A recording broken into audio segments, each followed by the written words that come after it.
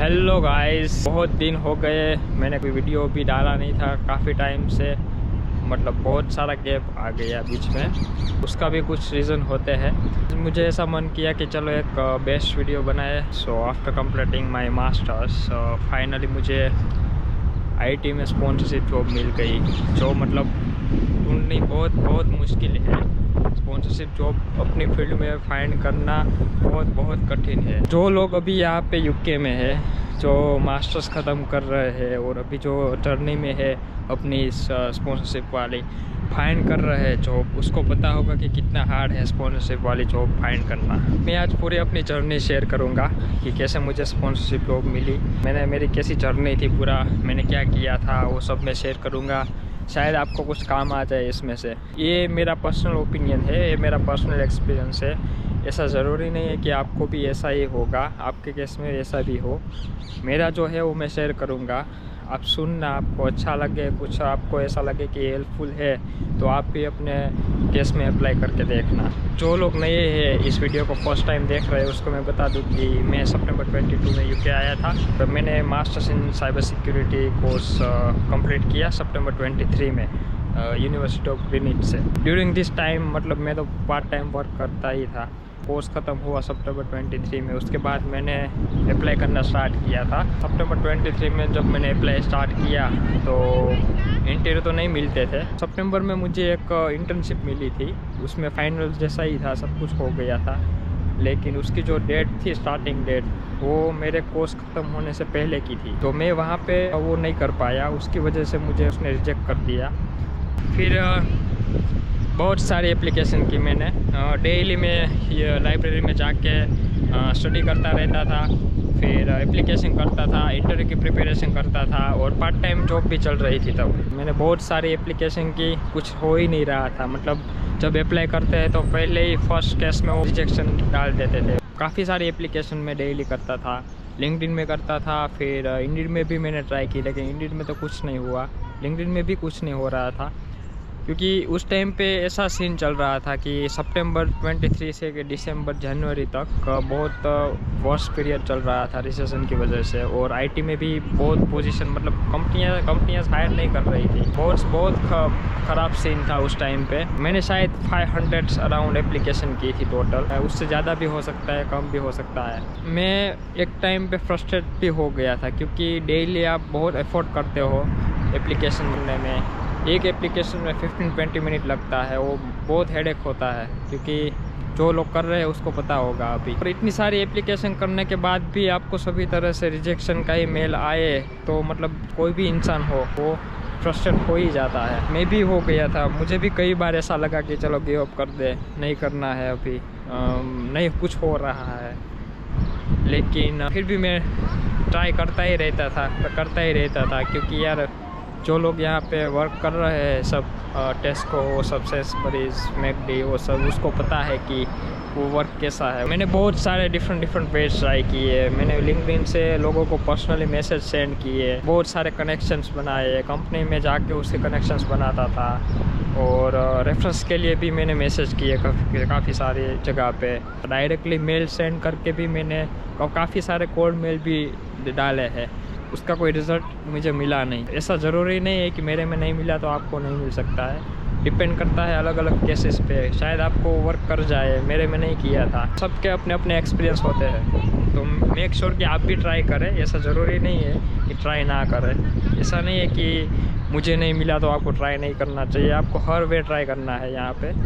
अपनी फील्ड में, आईटी में, या फिर जो भी आप फील्ड में हो, या बिज़नेस की फील्ड में हो या अकाउंटेंट की फील्ड में हो, तो आपको ट्राई करते ही रहना है। मैंने काफ़ी सारे कनेक्शन बनाए थे, लिंक्डइन में भी बनाए थे, बहुत सारी जगह पे मैंने कनेक्शन में ऑलवेज कॉन्फ्रेंस में भी जाता रहता था अक्रॉस द लंदन, तो वहाँ पे भी लोगों के साथ बात करता था। वो सब वे मैंने ट्राई किए। मैंने काफ़ी सारे रिज्यूमेस भी बनाए। तो एक रिज्यूमे से काम नहीं चलेगा, आपको डिफरेंट रिज्यूमे बनाने पड़ेंगे तभी होगा। और कवर लेटर भी आपको बनाना है अच्छे से, मतलब हर एक रोल के लिए उसका कस्टमाइज कवर लेटर भी बनाना है। तो बहुत सारा वर्क होता है, कोई भी एप्लीकेशन आप करो उसके पहले बहुत सारा वर्क करना पड़ता है, तभी वो एक एप्लीकेशन सक्सेसफुल फील होती है। तो मेक श्योर कि आप वो सब करें। मैंने काफ़ी सारे रिज्यूमे चेंज किए। मैंने शायद अराउंड 5-6 टाइप के डिफरेंट वर्जन मैंने बनाए थे सीवीज़ के। जो भी जॉब रोल होता है उस हिसाब से आपको थोड़ा ट्विक करना पड़ता है रिज्यूमे। मैंने अपनी लिंक्डइन प्रोफाइल भी मैं बहुत एक्टिव था, उसमें मैंने अप टू डेट रखी थी। ये सब होने के बावजूद भी मैं बहुत ट्राई करता था, अप्लाई करता था कंटिन्यूसली। फरवरी में मुझे इंटरव्यूज़ मिलने लगे। फरवरी तक मुझे एक भी इंटरव्यू नहीं मिलते थे। शायद मैंने टोटल दिए थे 25 + 30, अराउंड 30 इंटरव्यूज़ मैंने दिए थे। फाइनली उसके बाद मेरा इसमें लग गया कि मैं पहले से ही सिक्योरिटी में हूँ, साइबर सिक्योरिटी में। जो वहाँ का मेरा एक्सपीरियंस है वो है 1.5 ईयर का मेरा, तो मतलब वो फ्रेशर्स में ही काउंट होता है। फरवरी के बाद मुझे इंटरव्यू मिलने लगे और मेरा जो रोल था वो स्पेशली सिक्योरिटी का ही था। सिक्योरिटी में भी डिफरेंट रोल्स होते हैं, तो उस हिसाब से मैंने रिज्यूम भी डिफरेंट बनाए थे। उसके बाद मैंने एप्लीकेशन ये जो मैंने की थी वो गूगल पे सिंपल सर्च करके ही की थी। उसमें से मैंने अप्लाई किया, जितनी हो सके उतनी एप्लीकेशन में एक दिन में करता था। तो उसके जो रिजल्ट सब होते हैं वो 1 वीक के बाद ही आते हैं। मुझे फिर इंटरव्यू का मेल भी आया उसका। वो जो इंटरव्यू था वो ऑन साइट इंटरव्यू था, तो मुझे वहाँ पे जाना था। लंदन के पास में ही है वो। मैं वहाँ पे गया था, मैंने प्रेजेंटेशन दिया। उसने टॉपिक मुझे बताया था मेल में, उसके ऊपर मुझे प्रेजेंटेशन प्रिपेयर करना था और वहाँ जाके उसको प्रेजेंट करना था। उसके बाद मेरा टेक्निकल राउंड हुआ। टोटल 3 राउंड ही थे मोस्टली। तो फर्स्ट HR वाला था, फिर ये प्रेजेंटेशन था, फिर ये टेक्निकल राउंड था, उसके बाद फाइनल ऑफर था। ये जो इंटरव्यू होते हैं उसमें पैनल ही होती है, मोस्टली 3 लोगों की पैनल होती है। उसमें सब होते हैं टेक्निकल बंदे। थोड़े मेरे मतलब ऐसा ही था कि टेक्निकल क्वेश्चन थे एंड बिहेवियर बेस्ड क्वेश्चन भी थे। मतलब इतने सारे मैंने इंटरव्यू दिए, सब में आपको बिहेवियर बेस्ड क्वेश्चन तो पूछेंगे ही पूछेंगे। मेक श्योर कि आप वो भी प्रिपेयर करें। बिहेवियर बेस्ड मीन्स कि describe a situation where you have delivered excellent support or excellent service, describe a time when you work under pressure। आप सबको ये प्रिपेयर करना है। उसके बाद मुझे वहाँ से कॉल आ गया, उसने कंडीशनल ऑफर लेटर मुझे भेजा। उसमें सब वो कंडीशंस थी, डॉक्यूमेंट्स वो सब मैंने उसको सेंड किए। 1 वीक जैसा लगा टाइम, वो सब होके फाइनल उसके अनकंडीशनल ऑफर लेटर आ गया और मेरा ज्वाइनिंग डेट भी आ गया। जब तक ये वीडियो पोस्ट हो गया होगा तब मैं शायद मैंने कब का टास्क स्टार्ट कर दिया होगा। जब मुझे उसका कॉल आया कि हम ऑफ़र कर रहे हैं रोल आपको, मतलब इतना मुझे सुकून मिला कि उसकी कोई मतलब बात ही नहीं मैं कर सकता, वो डिस्क्राइब ही नहीं कर सकता। जिसकी वजह से आप यहाँ पे आए हो वो काम आपको करने मिल जाए विथ स्पॉन्सरशिप। मैंने उसको पूछा था, सबसे पहले वही पूछा था कि आप ये स्पॉन्सर करेंगे कि नहीं, तो हाँ वो करने वाला है स्पॉन्सर। उसके बाद मतलब अभी मैं PSW पे हूँ। अगर आपको देखना है कि मेरी पोजीशन कौन सी है और मैं कहाँ पे लगी है, मैंने अभी तक नाम कुछ बोला नहीं है, वो आपको देखनी है तो आप मेरे लिंक्डइन पे जाओ और वहाँ पे आपको पता चल जाएगा। मैंने डिस्क्रिप्शन में लिंक्डइन का भी मैंने लिंक डाला है, तो मेक श्योर वहाँ पे जाओ और मुझे कनेक्ट करो। वहाँ पे मैं अच्छी चीज़ें पोस्ट करता रहता हूँ। अभी मैं आपको कुछ टिप्स एंड ट्रिक्स बताऊँगा, कुछ अच्छी एडवाइस मैं देता हूँ, क्योंकि मैंने इतना सारा रिसर्च किया है रिज्यूम राइटिंग पे, कवर लेटर पे, वो सब के मैंने मतलब लास्ट 6 महीने में मैंने यही किया है। मतलब कैसे रिज्यूम बनाना है अच्छा और कैसे कवर लेटर लिखना है, वो सब बहुत मैंने रिसर्च किया था। मोस्टली तो आपको वही देखना है कि आपका जो रोल है वो कैसा है। मेन तो आपका लिंक्डइन प्रोफाइल अपडेटेड होना चाहिए। वहाँ पे मेक श्योर कि आप सभी चीज़ें अपनी डालें, project including project and all things. जितना हो सके आपको उतना वहाँ पे एक्टिव रहना है। अपना कुछ शोकेस करते ही जाना है कम्युनिटी में, फीड में, तो लोगों को पता चले कि आप ये कर रहे हो। अगर आपका जो एक्सपीरियंस है वो 4 साल के नीचे है तो मोस्टली मतलब आप फ्रेशर हो तो मोस्टली आपका जो रिज्यूमे है वो 1 पेज या 1.5 पेज का ही होना चाहिए, उससे ज़्यादा नहीं। अगर आपने 2 पेज का रिज्यूमे बनाया और किसी को भेजा, उसको कई सारी एप्लीकेशंस आती है, कोई भी बंदा वो इतनी टाइम दे के वो नहीं पढ़ेगा आपका सब।